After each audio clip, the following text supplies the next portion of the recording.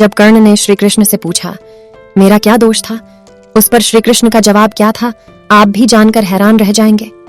कृष्ण से पूछा मेरा जन्म होते ही मेरी मां ने मुझे त्याग दिया, क्या अवैध संतान होना मेरा दोष था? द्रोणाचार्य ने मुझे सिखाया नहीं, क्योंकि मैं क्षत्रिय पुत्र नहीं था।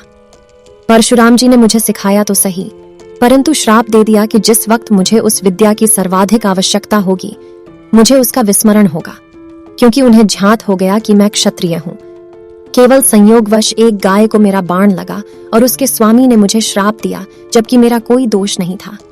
द्रौपदी स्वयंवर में मेरा अपमान किया गया, पर मैं शांत रहा। माता कुंती ने मुझे आखिर में मेरा जन्म रहस्य बताया भी तो अपने अन्य बेटों को बचाने के लिए। मुझे प्राप्त हुआ है, दुर्योधन से ही हुआ है। उसने मुझे गले से लगाया है, मेरा उपहास नहीं उड़ाया। अगर मैं उसकी तरफ से लड्डू तो मैं गलत कहाँ हूं? कृष्ण ने उत्तर दिया, कर्ण, मेरा जन्म कारागार में हुआ।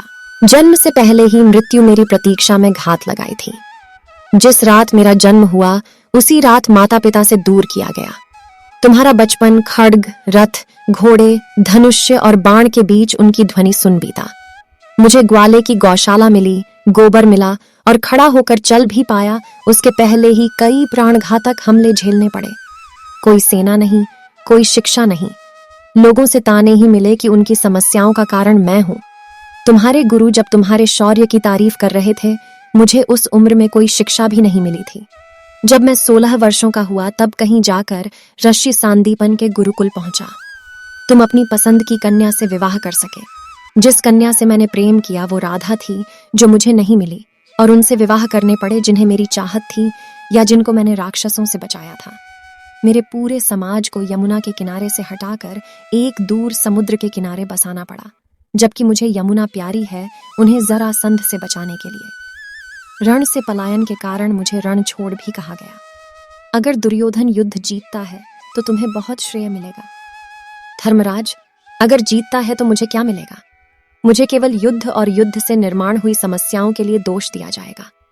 एक बात का स्मरण रहे कर्ण, हर किसी को जिंदगी चुनौतियां देती है। जिंदगी किसी के भी साथ न्याय नहीं करती। दुर्योधन ने अन्याय का सामना किया है तो युधिष्ठिर ने भी अन्याय भुगता है। लेकिन सत्य धर्म क्या है यह तुम जानते हो। कोई बात नहीं, अगर कितना ही अपमान हो, जो हमारा अधिकार है वो हमें ना मिल पाए। महत्व इस बात का है कि तुम उस समय उस संकट का सामना कैसे करते हो। रोना धोना बंद करो कर्ण, जिंदगी न्याय नहीं करती।